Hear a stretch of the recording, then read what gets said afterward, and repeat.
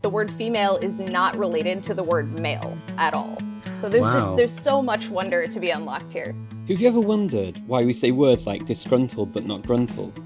Or why some words have so many silent letters like night? Well, we have Middle English to thank for many of these peculiarities. Last episode we explored Old English, and now we're looking at its evolution into Middle English. As a language which is much more familiar to us today, it's a fascinating gateway into the storied history and etymology of many of our modern words.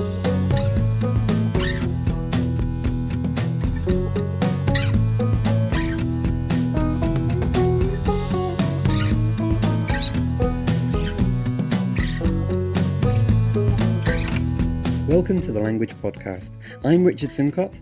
In this podcast, we explore everything related to what makes us uniquely human, language. This first season is all about the evolution of English. Now, I came across Jess Zaffaris on TikTok, where I saw her wonderfully engaging videos about etymology and words related to Middle English. And that's when I knew that she'd be a perfect guest to talk about this topic. Jess's main job is at Adweek, but on the side she runs a blog called Useless Etymology. She's also the author of Once Upon a Word origin dictionary for kids. And look out for a new book called Words from Hell, Unearthing the Darkest Secrets of English Etymology, published by Chambers. So Jess, how easy is it to actually pinpoint Middle English? Is there a date when Old English stopped and Middle English began? That's a great question. So as you mentioned, the shift from Old English to Middle English is typically understood to be marked by the Norman invasion and the occupation of England by William the Conqueror in 1066. Now, Old English also went through some additional changes thanks to the Vikings, who were also involved in the Norman invasion. Their communication with Anglo-Saxons blended Old Norse words into the language and helped English shift to relying more on helping words and prepositions rather than inflections. But the Normans infused the culture with an absolute avalanche of Norman French words, most of which were Latin-derived. Because it was used by the ruling class, Norman French became the language of literature, high society, education, and law, which is why Latin-derived words are sometimes perceived to be fancier than Germanic-derived words. Okay, and you mentioned literature. I mean, are there examples in the corpus of Middle English literature that really exemplify its use? Certainly. Probably the most iconic and ubiquitous one that you've probably read in school is the Canterbury Tales and the rest of Chaucer's work. Chaucer was a little bit later, though, 1300s to early 1400s, and of course Middle English is first marked starting in the 11th or 12th centuries. Sir Gawain and the Green Knight is another later work from the 14th century, and I love that one. An older work is the Ormulum, which dates from the 12th century and was written by a monk. It's a collection of biblical analysis and commentary. It's about 19,000 lines long, and it's been incredibly valuable in understanding how Middle English developed and works. There are others. There's Havelock the Dane, which was a 13th century Middle English romance that also has some earlier versions in Anglo-Norman. And then there are the works of John Wycliffe, whose biggest claim to fame are his attempts to translate the Bible into English for the first time to make it more accessible to common people, which, as you can imagine, was incredibly influential. Before that, there were sermons and passages and biblical plays in English, but Latin was really the language of religion. And with the written language, obviously, you've given some really great examples there. And we always hear about the different types of words that we use and how, with the Latinate roots, the French influence. I mean, are there any particular examples that you have that are favorites for you that have fallen out of use, maybe? Oh, there are so many. One of the great joys of studying Middle English is learning, how the words that we use today are rooted in the past and in different languages. Particular words that I enjoy tend to be Germanic-derived ones that have fallen out of use. Like the most joyful Middle English word I can possibly think of is balter or balteren in its original form, which means to dance gracelessly without particular art or skill, but while enjoying it. And it's in several poems and prose works from the 1380s to the 1420s. Also, on my TikTok channel, I talk, and in my books, I talk about unexpectedly naughty words. And this happens a lot in Middle English. One of my favorites is the word feisty, which obviously we use today. Nowadays, that word means lively, determined, or courageous, or touchy and aggressive. And it usually refers to small, determined animals and people. But if you dig into that word, it opens up this whole range of wonder and hilarity. Before that, the word feist was an early 19th century name for a small dog, which of course makes sense if you've ever met a small dog. But feist, as a word for a small dog, is a shortened version of the Middle English word feasting cure, or the phrase feasting cure, which is feisting cur. So a cur is a dog, right? And feisting meant farting or breaking wind. And according to the Dictionary of the Vulgar Tongue, which was published in the 1800s but looks back on Middle English, the meanings of the word feist and dog overlapped because high-class ladies would blame their breaking wind on their little pet lapdogs. And then that one also connects to words like fizzle, which was originally a word for breaking wind as well. Wow. I didn't realize we'd have so much gas out of that one. I also I have a particular interest in unpaired words, which are words that are not commonly used without prefixes and suffixes. And in some case, the root word in unpaired words was used in Middle English. For instance, the word disgruntled. We don't usually use the word gruntle, but this word did exist in Middle English. It meant that you complain a lot, and it's basically the word grunt with a frequentive ending. So it's comparing someone who complains a lot to a grunting pig. So it's similar in meaning to the word grumble. And then another one is the word ruthless. We don't usually use the word ruth by itself, but it's a variation, a noun form of the word rue, which means to bitterly regret something in the phrase, you'll rue the day, you know. So a ruthless person doesn't regret their actions no matter how awful they are. And rue and ruth share a root. They may have entered English separately. Rue is an older word and appears in Old English. Ruth is from Old Norse and appears in the 1200s, but they blended together, modeled after the pairing of the adjective true and the noun truth. So there's so much wonder to be unlocked here. Are there any myths surrounding Middle English that you've heard and that you think we need to dispel? That's a good question. I have several examples of this. One that I see often in like contemporary businesses that are trying to look old-timey are those that like call themselves ye old bakery or ye old tavern. And that's, pardon my French, essentially anachronistic bullshit. Ye old or ye oldie wasn't actually a thing anyone said or wrote down in Old or Middle English. Its first recorded use was in like the 1700s when people were deliberately trying to be old-timey, just like today. The word ye did exist in Old English. It's a second person plural pronoun, but it was spelled G-E. But what is often mistaken for ye in phrases like ye old bookshop was actually the word the spelled with the letter thorn, which looks very similar to the Y in medieval English black letter. So if you read the old apothecary in Gothic script with the thorn spelling, you might easily mistake it for the word ye, which is exactly what happened when people started naming these things. Also, another really interesting, there are a few examples of folk etymology, which basically is when the supposed root or origin of a word impacts its spelling, pronunciation, or usage. So in Middle English, island or eland was spelled Y-L-A-N-D. The root of the first part of the word means water. So island literally means land on water. It does not share a root with the word isle, I-S-L-E, which is from Old French and ultimately from the Latin insula. But it was assumed based on the meaning and pronunciation that eland and isle were related, and they essentially became a portmanteau in the form of the word island, which is why we have an S in there.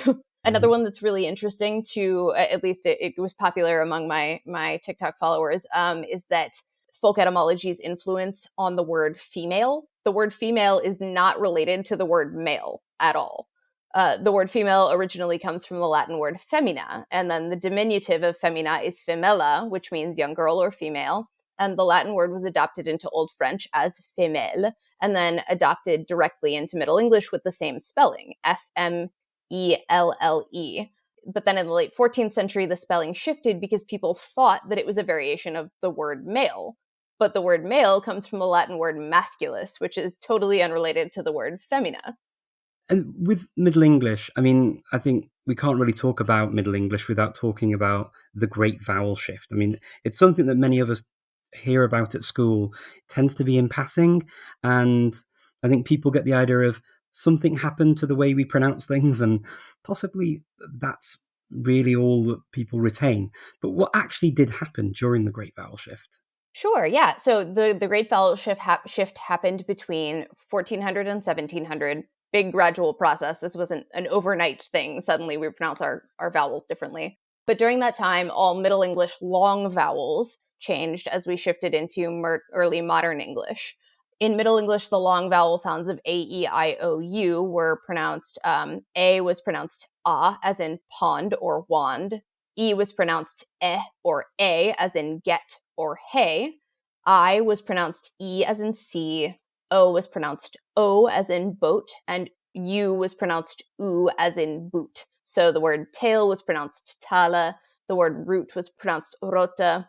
And it also impacted some consonants. Like when you're reading Chaucer, you roll your R's a bit, like I said just a second ago in rota. That's actually in the prologue of the Canterbury Tales. And you pronounce all of the letters in consonant clusters like K, N, and W, R, as well as silent GHs. So the word night was knicht.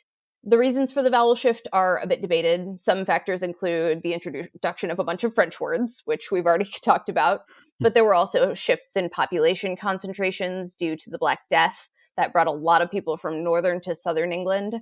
Other events that shift to southern England resulted in a lot of people moving to London, and that resulted in a prestige dialect based on regional dialects, which is why, like, perhaps a London accent might sound fancier. So as usual, class and culture had as big of an influence as language itself.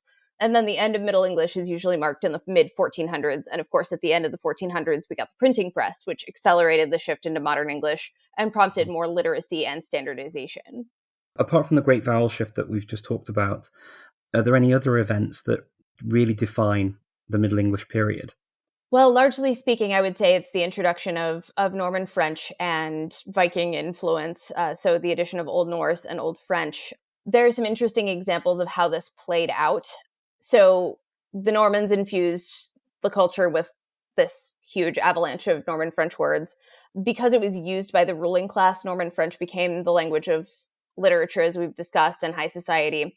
And some French and Latin derived words overtook Old English words. For instance, the word carpenter replaced a word that literally meant tree right.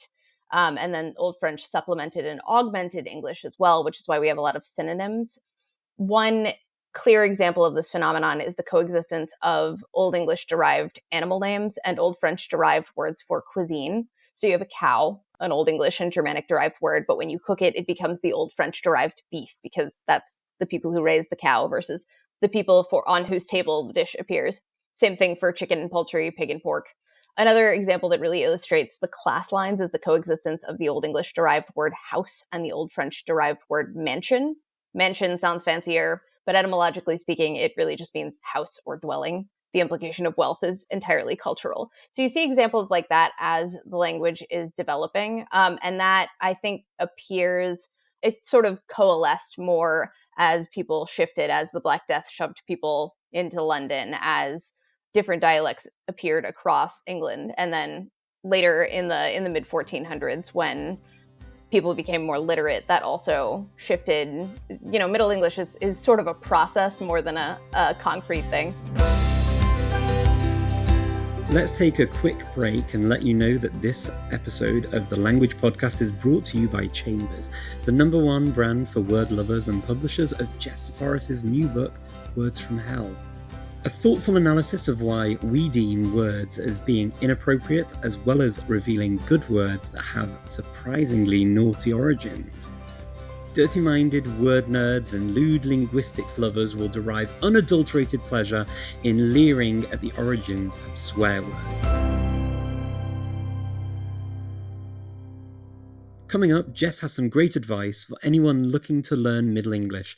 But first, I've got to say, I love hearing about the origins of words, like how female has got nothing to do with male at all. So, I'd like to know, have you ever come across any interesting word origins? Share your favourites in the comments below. Right, back to the conversation. While Jess has explained how our pronunciation of certain words has evolved with time, it got me thinking, no one was actually producing podcasts back then. So, if we only have written versions of these words to hand, how faithfully can we reproduce the sounds of Middle English? I would say semi-accurately. There are still disagreements about how every single word in every Middle English work was and should be pronounced, and part of the reason for that is it just wasn't standardized. Spelling was all over the place. It varied by region. Chaucer's work is more French influenced. Sir Gawain and the Green Knight is more Germanic influenced. But if you ever had to memorize the Canterbury Tales prologue in Middle English, then the pronunciation you learned is considered to be true-ish to how Chaucer would have read it. Some sounds might feel less natural to a modern English speaker in certain contexts. For example, words with a silent GH like daughter, laughter, and slaughter would have been pronounced more like dochter, lochter, and slochter. But that hard Germanic H sound doesn't appear in many modern English words, though of course you hear it in Scottish words like loch.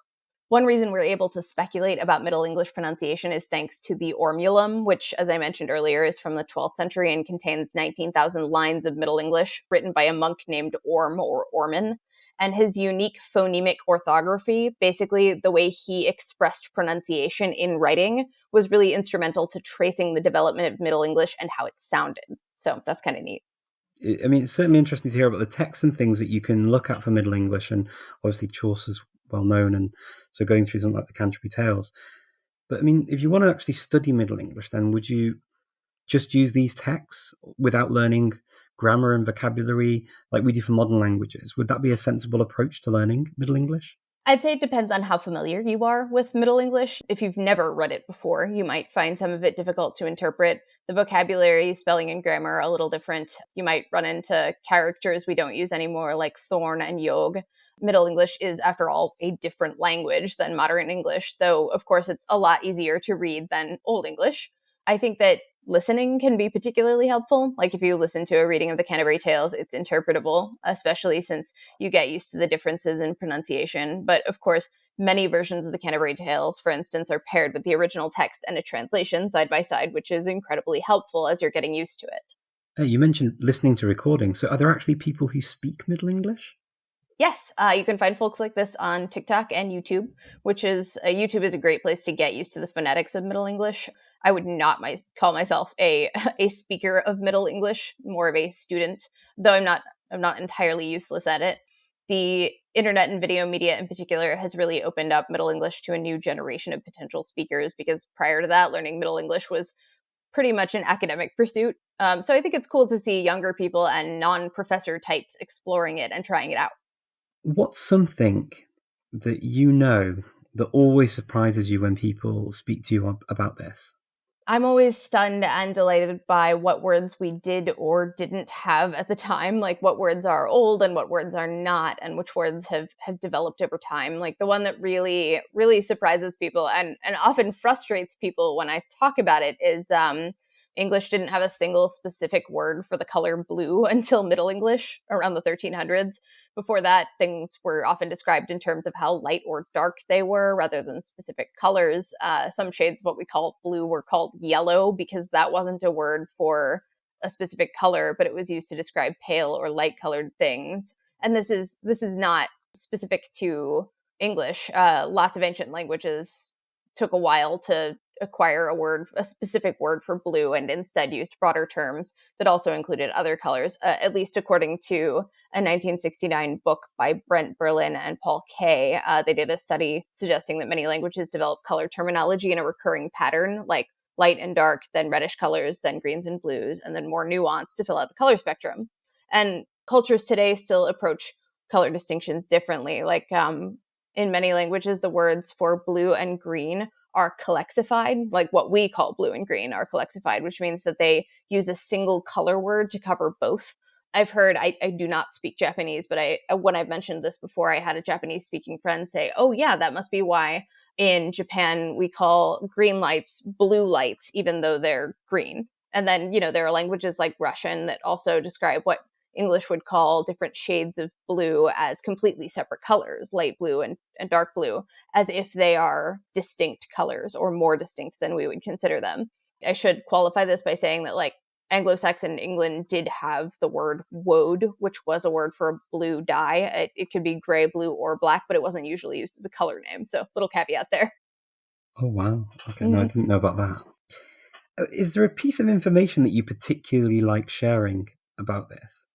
I think I mentioned that one of my favorite things is what we've lost, what things have changed, things that we don't realize make a lot of sense in our language. I love when you find an Old English word that suddenly clicks and you're like, oh, that's why we do this. So one really clear instance is in the word afraid. It's the past participle of a Middle English verb, but we don't use the original verb anymore. The verb is affray, which means to frighten, and variations on affray also appear in legal terms and in phrases like into the fray. But it makes so much sense that afraid is a past participle once you discover that.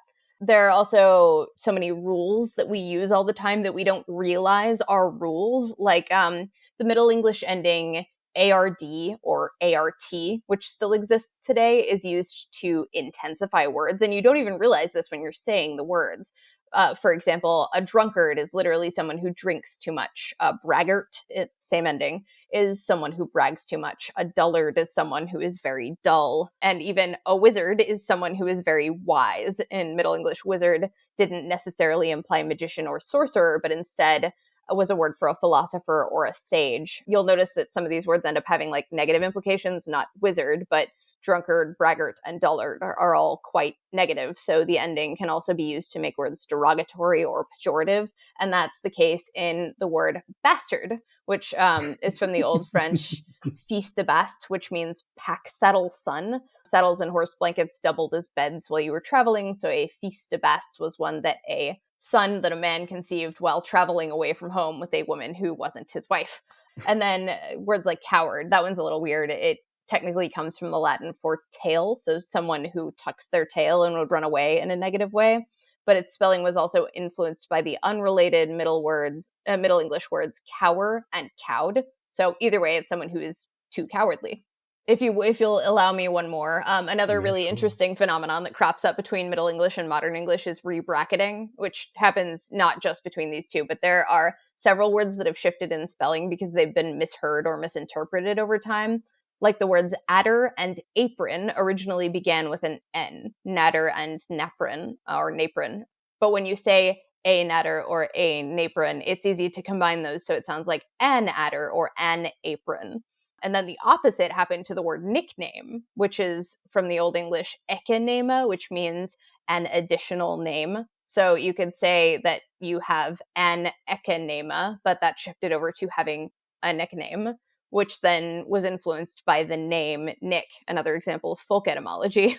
I love that. I think, when kids are learning languages, well, when kids are learning English, and you've got this, I've actually heard children use that type of thing, like arm, the word arm, and you say, your arm, let me look at your arm. And then the child will say, do you want to see my arm? And they'll add the R to the arm. Oh, I love that. Yeah, my daughter did that for a while. Aww. And it was super cute. We loved my ram. We thought it was very sweet. Mm-hmm. And we do it as adults too. Mondegreens are when you mishear song lyrics. And the name Mondegreen is based on the person who coined that, and I can't remember her name, but she heard an older poem or song where the line was, she laid him on the green, and she misheard it as Lady Mondegreen. So that's the word for misheard musical lyrics. It's good to have a word to go with that. I definitely hear lots of very interesting things when I hear modern songs, particularly. Mm-hmm. If there's one key thing that you would want everyone to know about what we've talked about today, what would that be? So, not everyone is as thrilled by etymology and language as we are. But the more you study etymology, linguistics, the more you study the development of language, the more you realize that language is always changing, and the more you unlock these wonderful things. And therefore, the better you are able to use your own language. You realize that all language has rules, literally all language, including casual dialects. Those rules evolve. So I think one mistake as a kid, when I was in high school, being a little English nerd, I was super prescriptive. Like, English has these rules and we have to follow them. But since languages evolve so much, I think it's important to realize that colloquialisms, new language patterns, and being super prescriptive about those isn't productive because our rules shift over time. And I often talk to authors and writers, and I tend to advise them to remember that words have so much power behind them, given the amount of history behind them, their definitions and colloquial meanings, the way they evolve, and where they come from. So my biggest tip for anyone who appreciates words, who wields words, who uses them to craft anything of creativity is to be voracious about collecting them for your lexical toolkit. I remember there was one moment I had when I was studying French in high school, and I had this absolute tornado of a teacher. She had a very big personality, and one time she had given us a reading. It involved a word that was not on our vocabulary list. So most of us just like skimmed over it. And then the next day she asked us what it meant. And we were like, I don't know, it wasn't on the vocabulary list. And she blew up. She was like, why would you not look it up? You've got a French dictionary. You've got the internet. Why would you choose to remain ignorant about this? And that's kind of my philosophy for learning things about words, is like, if you come upon a word you've never met before, look it up, look into its history. It helps you, learning about etymology helps you be more precise and thoughtful with your word choices, and to wield words for good, and to be more creative, and to cultivate knowledge. So when you come across words, and you mentioned using the tools at our disposition, sort of the internet and things, but how do you actually go about digging deep and doing the research into words? I find that the way to really like get at the heart of the way language develops is to start with the basics and then dig deeper. A lot of times, if somebody is talking about etymology, they'll quote an online article or something, but really, like, one of the best ways I think that you can truly understand it is to start with something like the Oxford English Dictionary of Etymology, and then start with that. There are good resources in it. It's a little bit dry, so digging farther into source materials is really where you get the great magic out of words. So if the OED has an entry on a particular word, you can often figure out what year or an approximate century in which a word was used. And one of the magic things about the internet age is that we have all of these materials from the Middle English period that we can draw upon. So if you find that a word was first used in around the year 1450, then, or 1350, then you can look up the place that it was found. There, especially with Middle English, it's really useful because in Middle English, there are only a limited number of works that we derive most of our knowledge of the language from. There's linguists have proper speculation around the development of the language, but a lot of this is based on literature and the works that were developed during that time. So if you can actually look up the first instance of the word in the first recorded instance of the word in Chaucer, that's really magical. You get to do literal word archaeology. And obviously, if Chaucer is the first recorded use of a word, that doesn't mean it's the first ever use of the word. It's probably one that a lot of people said, but being able to find it in writing and in print, it's our best possible means of confirming the usage of a word in a broader sense. When you talk about words being found in text and that being sort of the indication that it was used, one of the things I always hear about Shakespeare is he made up words. I have a lot to say about this. There are so whenever somebody says Shakespeare made up a word, they'll say he made up words that started, anywhere from like 300 to 700 words. In truth, what he did was he modified words. He verbed nouns, so to speak. He adjectived nouns. He changed parts of speech. And so like when like the first appearance of words like metamorphosis was in Shakespeare, I believe, but there are earlier recorded instances of metamorphose, which is really interesting. So, and then a lot of words that came into an interesting related phenomenon is back formations. So a lot of Latin words, nouns that came into English with the ending tion came in before the corresponding verb. So the word, for example, evaluation is older than the word evaluate in English because the Latin noun entered first. Same with elevation is older than elevate, which is interesting. Apparently, in general, English has about 3 times as many nouns as it does verbs, because as we are developing language, as we're learning to speak, even like when we're babies, we need to name things before we need specific verbs and actions to go with them.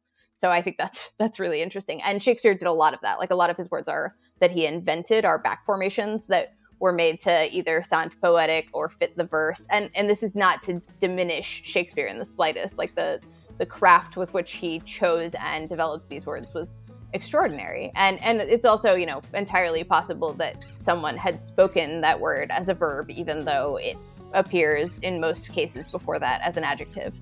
Thank you so much, Jess, and really appreciate you coming on the podcast and sharing all of this. Thank you so much for having me. This has been a delight. I love talking about words. It's my favorite thing to talk about, and this has been so much fun. And if talking about words is your favourite thing to do as well, stay tuned for the next episode of the Language Podcast. Thanks for listening. I'm Richard Simcott. I'd love to know if you have come across any interesting etymological wonders. Has the origin of a word ever surprised you? Let me know by sharing your thoughts in the comments. If you enjoyed listening to Jess, check out her TikTok, buy her new book, Words from Hell, Unearthing the Darkest Secrets of English Etymology, and visit her blog, Useless Etymology. Coming up next week, we'll be exploring the sister language of English, Scots, with Len Penny and Dr. Michael Dempster.